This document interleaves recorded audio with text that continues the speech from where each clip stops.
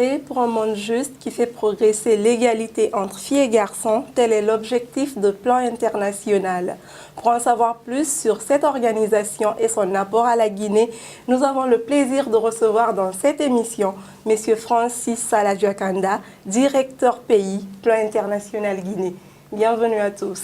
Bonjour M. Dioakanda et bienvenue dans cette émission. Merci et bonjour à vous. Vous occupez ce poste de directeur pays depuis le 1er juillet 2014. Parlant de la nouvelle vision de Plan International, comment traduisez-vous concrètement en action l'objectif et les valeurs de l'organisation? Merci beaucoup. D'abord, je voudrais dire mon plaisir d'être ici ce matin avec vous et de voir que la cellule des commissions du gouvernement est gérée et dirigée par une équipe jeune. Je suis effectivement heureux et privilégié d'être dans ce beau pays depuis 2014. Et je dois dire qu'à chaque fois que je vais sur le terrain, dans les villages, dans les communautés, rencontrer les enfants, rencontrer les familles, rencontrer les communautés et nos partenaires, je suis, ému du travail que nous faisons ici, où nous mobilisons l'ensemble des partenaires, les pouvoirs publics, pour justement donner aux enfants, aux communautés, les moyens de pouvoir se défendre, les moyens de pouvoir lutter contre l'exclusion, les violences et la discrimination. C'est de cette façon-là que concrètement, nous mettons en œuvre ici en Guinée notre objectif qui est celui de promouvoir un monde juste, de faire progresser les droits des enfants et l'égalité pour les filles. Le faire de façon inclusive, le faire en travaillant en collaboration avec les autorités étatiques et avec la société civile guinéenne.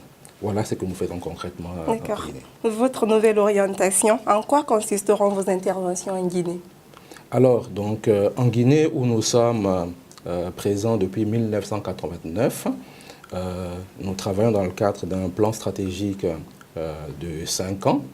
Et notre nouvelle orientation va se focaliser sur 4 domaines clés de droit, que sont l'éducation, la santé, la protection des enfants et la sécurité économique, avec 2 domaines transversaux que sont l'égalité de genre et toute la problématique de la lutte contre les urgences et la capacitation des communautés à être résilientes.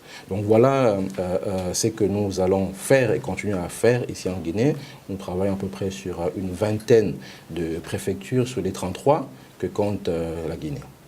Concernant l'égalité des sexes, justement, votre institution a initié la campagne mondiale dénommée Bien parce que je suis une fille. Justement, en parlant de cette campagne, quel est le contenu de ce programme que vous pilotez en parfaite collaboration avec le ministère de la Promotion féminine? Absolument. Donc cette campagne, parce que je suis une fille, est une campagne mondiale que Plan a commencé depuis à peu près 2011 et qui, depuis 2016, s'est transformée en mouvement. Donc la campagne avait pour objectif d'alerter le monde sur les problématiques que vivent les jeunes filles en termes de violence par rapport à leurs droits. Et donc nous avons depuis 2012 commencé donc une série de rapports qui ont permis justement d'alerter le monde sur la problématique donc de la jeune fille. Et le dernier rapport de 2015 a porté sur un sujet fondamental qui est l'employabilité des jeunes filles et qui notamment a démontré que dans notre région, par exemple, seul moins de 8% des femmes étaient dans le secteur salarié. Okay? Et donc, à partir de cette année, où nous passons donc à un mouvement, où Plan va collaborer avec un certain nombre de partenaires pour faire en sorte que maintenant que la conscience est là, que les États, la société civile, puissent prendre des engagements, des actions pour justement améliorer la vie des jeunes filles notamment. Et un exemple, c'est que nous n'avons pas de données qui démontrent le taux, par exemple, des jeunes filles qui quittent le système scolaire, et donc qui arrivent à un échec, du fait des grossesses ou des mariages ou de la violence. Ces données qui sont manquantes. Du fait que ces données manquent, nos États ont du mal à pouvoir formuler des politiques et des actions concrètes pour adresser les problématiques que vivent les filles. Donc, le rapport qui va sortir maintenant va mettre sur la table un certain nombre de données quantifiables, vérifiables, pour que justement les gouvernements, les sociétés civiles puissent prendre des actions, des engagements pour améliorer durablement la vie des jeunes filles. Et quels sont les résultats attendus? Alors, le résultat attendu, c'est que, que nous puissions continuer une forte collaboration avec les États. Et ici, en Guinée, moi, je voudrais saluer notre bonne collaboration, très bonne collaboration, notamment avec le ministère de la promotion sociale. Madame la ministre elle-même est très engagée à cela, donc ceci doit continuer. Et deuxièmement, nous devons effectivement arriver ensemble à identifier un certain nombre d'actions claires que nous allons faire ensemble au niveau de plan, au niveau de l'État et au niveau de la société civile. Donc ceci est important parce que globalement, vous savez, à ce jour, nous avons touché environ 5 millions de jeunes filles dans le monde sur différentes questions. Et ceci doit pouvoir aller de l'avant de façon à ce que les questions liées à la violence, à la protection des droits, soient effectivement dans l'agenda de nos États et de la société civile. Ça, c'est un résultat fort que nous espérons atteindre à travers ce mouvement. Parlons à présent de la Journée internationale de la jeune fille. Elle sera célébrée le 11 octobre. Que prévoit votre organisation à cette occasion? Alors, c'est une très bonne question. Le 11 octobre est une journée mondiale consacrée par les Nations Unies. Et je suis heureux que mon organisation a été à l'origine justement du plaidoyer pour instituer cette journée pour justement les filles.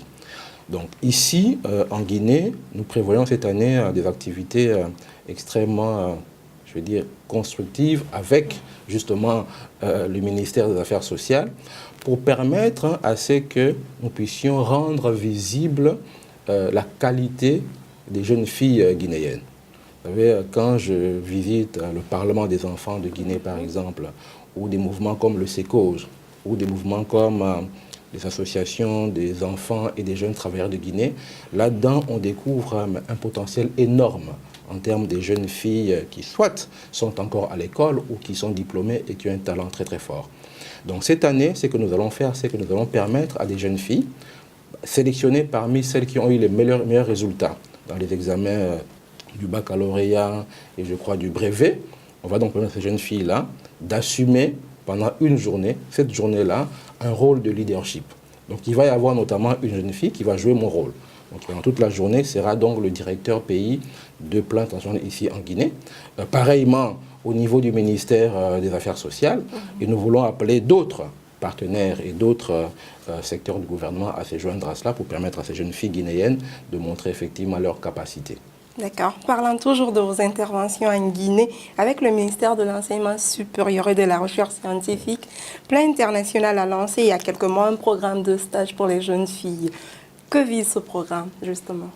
Alors, donc, il s'agit d'un programme de leadership des jeunes, et focalisé sur les jeunes filles diplômées. Tout à l'heure, je vous ai dit que donc, en 2015, le rapport que nous avons publié dans le cadre de la campagne mondiale « Parce que je suis une fille » a porté sur la question de l'emploi par rapport justement à la femme. Et donc, nous avons pensé que pour améliorer les choses, il faut ce que j'appelle des décisions courageuses, décisions politiques.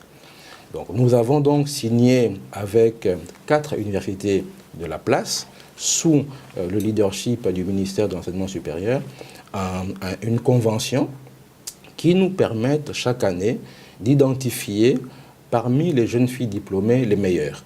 Les meilleures d'un point de vue de la réussite scolaire, mais aussi les meilleures d'un point de vue des valeurs qu'elles ont pu démontrer tout au long de leur cursus académique. Donc ces jeunes filles, nous ouvrons nos portes. Là, nous avons depuis une semaine, je crois, une dizaine de jeunes filles qui sont avec nous ici à Conakry et dans les villes de l'intérieur et qui font un stage encadré. Alors, ce stage encadré consiste d'une part à un stage normal, dans le domaine qui les intéresse, mais d'autre part consiste à un plan de formation que nous avons mis en place est obligatoire pour ces jeunes filles de pouvoir suivre sur les questions du leadership, sur les questions de la citoyenneté, sur les questions des droits des enfants, et qui donc a pour objectif à la fin d'améliorer leur capacité à se faire vendre sur le marché de l'emploi ici en Guinée ou ailleurs. Nous espérons donc avoir au niveau de la région Afrique de l'Ouest et du Centre un pôle peut-être d'environ 200 jeunes filles brillantes qui pourraient entrer dans notre organisation ou dans d'autres organisations internationales. Spécifiquement pour Conakry, combien de filles ce programme d'éducation et de développement de compétences ambitionne-t-il d'aider? Alors, donc, notre ambition sur la base donc, de la convention que nous avons actuellement, qui est une convention de 3 ans, c'est effectivement d'arriver à avoir une soixantaine des jeunes filles donc, qui passent par notre canal, et nous espérons que parmi elles, il va y avoir certaines qui vont être brillantes et rester avec nous, ou alors pouvoir augmenter leur employabilité dans d'autres organisations. Donc on va avoir une soixantaine de jeunes filles. D'accord. Pour conclure cet entretien, monsieur le directeur pays, vous savez que la Guinée a été choisie en 2015 par les Nations Unies et l'UNESCO comme capitale mondiale du livre. Du coup, c'est-à-dire que durant toute l'année, le livre et la lecture seront célébrés en Guinée. Que représente cet événement hautement culturel pour vous? Je crois que pour nous, en tant qu'une organisation qui est justement focalisée sur les droits des enfants, notamment le droit à l'éducation, l'accès aux livres est primordial. Quelqu'un disait que si vous lisez chaque jour environ 30 minutes, en principe, en une semaine, vous avez terminé un livre. Alors le faire sur une année, vous voyez le nombre de livres, donc le nombre de connaissances que vous pouvez emmagasiner. Donc nous ne pouvons que saluer cette initiative-là qui va être dans cette belle ville de Conakry, et nous voulons appeler effectivement tous les partenaires et les enfants et les jeunes à se joindre à ce beau mouvement. Monsieur Diakanda, le mot de la fin pour clore cet entretien. Le mot de la fin, c'est déjà vous dire merci beaucoup de nous avoir invités ici ce matin.